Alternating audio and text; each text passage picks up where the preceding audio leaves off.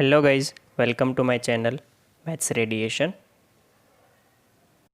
Hello students, आज के video में हम देखने वाले हैं एरिया बिटवीन टू कर्व्स।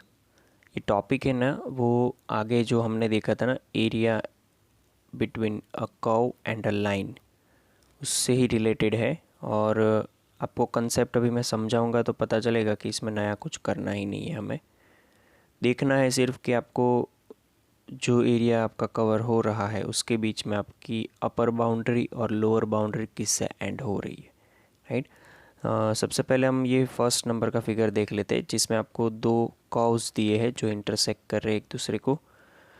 तो सबसे पहली बात ये है कि इंटरसेक्शन जहाँ पे हो रहा है वो पॉइंट हमें देखना ज़रूरी है।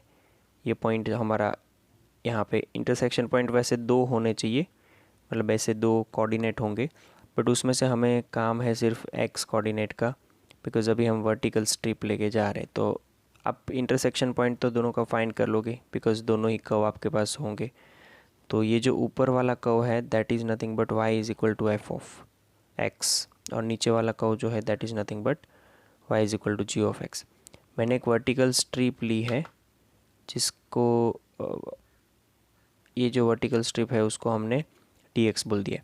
अब उसका अपर पोर्शन, जो अपर पार्ट जो है यहाँ पे ये p पॉइंट होता सपोज़, और लोअर पार्ट जो है q होता। तो आपको पता है कि हम करते क्या है कि ये इंटीग्रेशन में y इंटू डी एक्स ऐसा लिखते हैं, बट इसमें हम जब दोनों ही बाउंड्री अलग अलग हो तो यहाँ पे ऐसा लिखते हैं कि y कोऑर्डिनेट ऑफ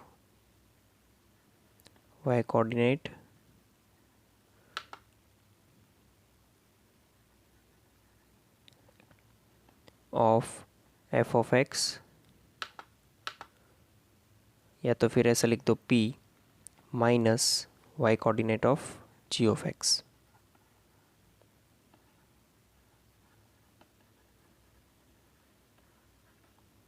या फिर यहाँ पे लिख दो q इंटू डी एक्स, ठीक है। बिकॉज़ यहाँ पे जो है a से b आपका अपर बाउंड्री जो है ना वो p से, मतलब f ऑफ x से एंड हो रहा है, और लोअर बाउंड्री जो है वो g ऑफ x से एंड हो रहा है। तो आपका ये फाइनली हो क्या जाएगा पता है कि a से b यहाँ पे f of x minus g of x और उसका dx, बस ये चीज़ है आपको जो ध्यान रखनी है वो, राइट। सिमिलरली यहाँ पे आप, मतलब इसमें कुछ नया नहीं किया है मैंने। सिमिलरली यहाँ पे दूसरा देखो, तो दूसरा जो फिगर है उसमें आप देखोगे तो पता चलेगा आपको कि इसमें हमने जो एक फिगर है हमारा उसमें कर्व जो है ना दो बार इंटरसेक्ट कर रहे हैं एक दूसरे को। तो सबसे पहले तो ये देखो कि जहाँ पे इंटरसेक्शन हो रहा है वो A, B एंड R, ये तीन पॉइंट है। अब तीनों पॉइंट इंटरसेक्शन पॉइंट तो आपको मिल जाएंगे। ऊपर वाला कर्व जो यहाँ से जा रहा है that is nothing but y is equal to f of x, वो इधर से लेकर के इधर जाएगा। और नीचे वाला कर्व जो है एक बार नीचे है वो दूसरे हिस्से में वो ऊपर चला जाता है, राइट। अगर आप इसमें वर्टिकल स्ट्रिप ले रहे हो, सपोज़ यहाँ पे मैं वर्टिकल स्ट्रिप ले रहा हूँ, तो उसमें लिमिट आपको क्या लेनी पड़ेगी पता है। पहला जो इंटरसेक्शन पॉइंट है वहाँ पे x की लिमिट a है और यहाँ पे x की लिमिट c है। तो पहला ऐसा हो जाएगा a से लेके c, बट इसमें ऊपर कौन है f ऑफ x, नीचे g ऑफ x है। तो आपको लिखना है ऐसे है f of x minus g of x into का dx। ये पहला हिस्सा हो गया, इससे आपको इतना एरिया मिलेगा। प्लस करके आपको यहाँ पे क्या लिखना है पता है, यहाँ पे अगर आप ऐसे वर्टिकल स्ट्रिप लोगे ना तो ऊपर वाला हिस्सा किससे हो रहा है, देखो जी ऑफ एक्स से हो रहा है, एंड नीचे वाला एफ ऑफ एक्स से, मतलब इधर चेंज हो जाएगा g of x minus f of x, और इनटू में आप क्या कर दोगे डी एक्स। यहाँ पर मैं क्या लिखूँ, सी से लेके बी। तो इस तरह से आपको टोटल कवर्ड एरिया जो है वो मिल जाएगा, तो वो आपको ध्यान रखना है, ठीक है। चलिए थोड़ा एग्जाम्पल देख लेते हैं हम थोड़े, तो आपको क्लियर होगा कि मैं जो अभी तक बोल रहा हूँ वो कैसे सॉल्व करना है। समझ लो हमारे पास एक एग्जाम्पल है, find the area of the region bounded by the region. दो पैराबोला दिया है, उसके बीच में जो एरिया आपसे बाउंड हो रहा है वो आपको देखना है। तो यहाँ से पहली क्लियर चीज़ हम जो देख पा रहे हैं वो ये है, लिखो ऐसा कि x square is equal to y is x square is equal to y is an upward parabola,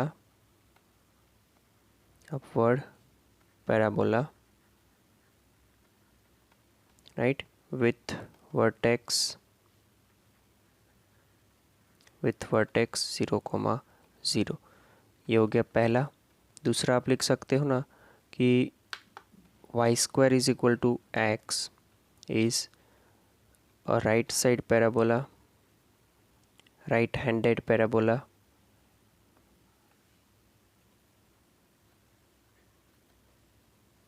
with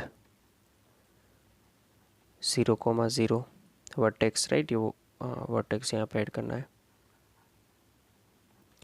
okay, दोनों का फिगर आप बना के देख लो तो इंटरसेक्शन पोर्शन या तो बाउंडेड रीजन क्या आएगा पता चल जाएगा आपको। एक पैराबोला हमारा राइट साइड है लाइक दिस, और एक जो है वो अपवर्ड है।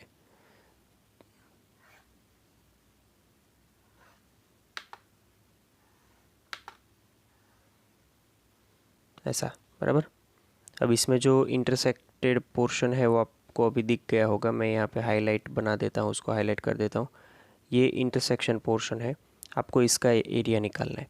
तो इसमें आपको सीधी सी बात है कि वर्टिकल स्ट्रिप एक लेनी है, ठीक है।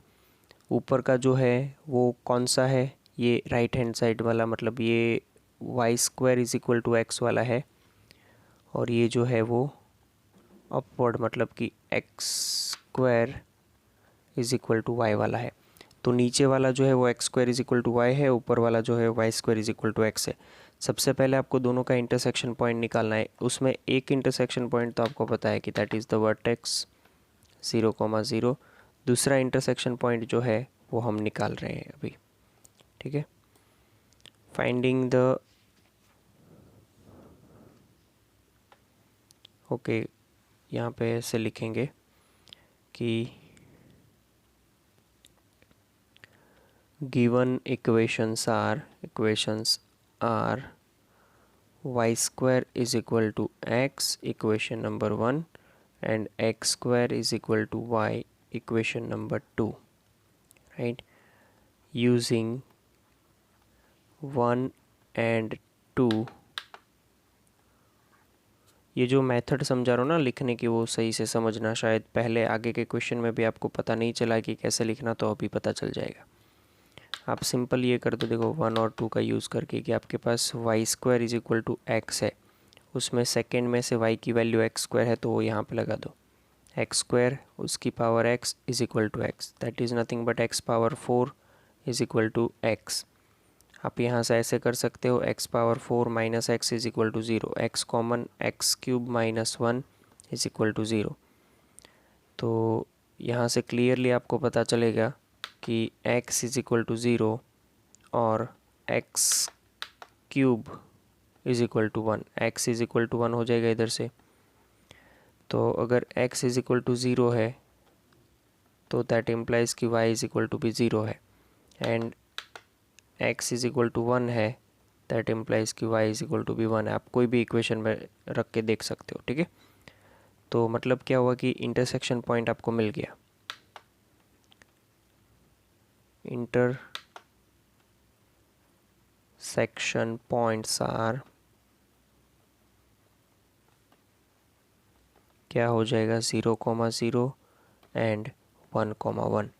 तो ये जो फिगर है यहाँ पे एक इंटरसेक्शन पॉइंट हमारा दिखाना बाकी था, that is nothing but 1, 1, right. अब आगे देखना है कि लिमिट आपको, देखो पहली तो लिमिट आपको एक्स एक्सिस की लगानी है। तो यहाँ पे आपकी लिमिट हो जाएगी x इज इक्वल टू 0, और यहाँ पे जो लिमिट है वो हो जाएगी x इज इक्वल टू 1। तो 0 से लेके 1 में देखना है, अपवर्ड पोर्शन कौन है, लोअर पोर्शन कौन है, वो आपको देखना है, ठीक है। चलो, तो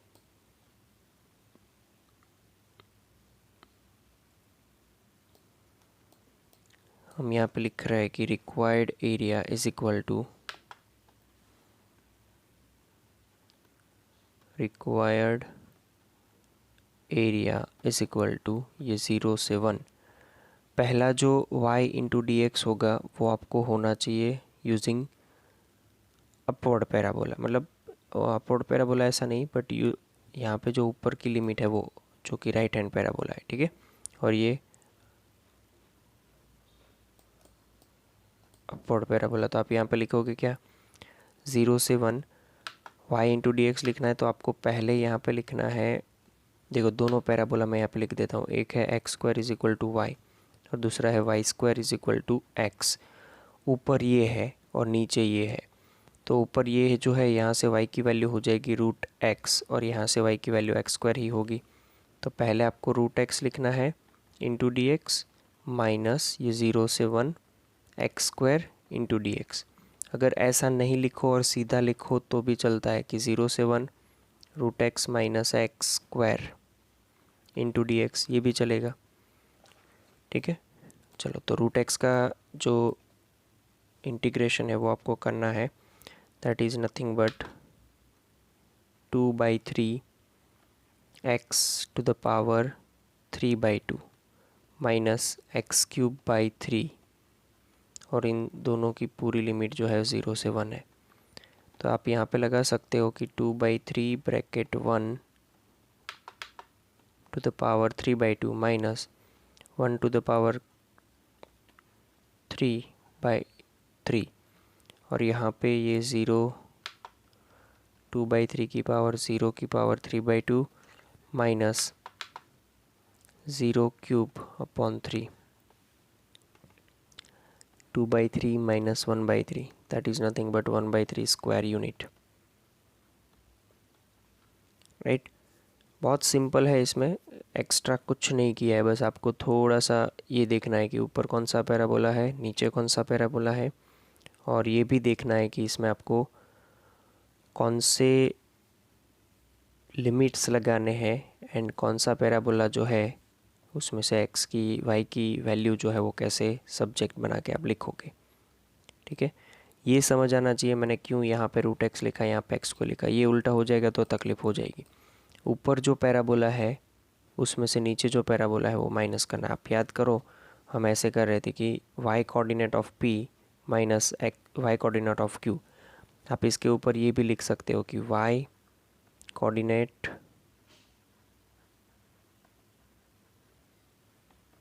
of p minus y coordinate of q, ठीक है। ऐसे भी आप कर सकते हो, राइट। ये एक एग्जांपल मैंने दिया है, बाकी के 1-2 एग्जांपल आपको, एग्जांपल 7 ये हमने शायद 7 ही किया है, हाँ एग्जांपल 6 किया है, तो एग्जांपल 7 और 8 जो है वो आपको देखना है, समझना है एंड फिर लिखना है, ठीक है। वो आपके होमवर्क में है। तो आज का वीडियो यहाँ तक ही रखते हैं। Thank you. तो गाइज, थैंक यू।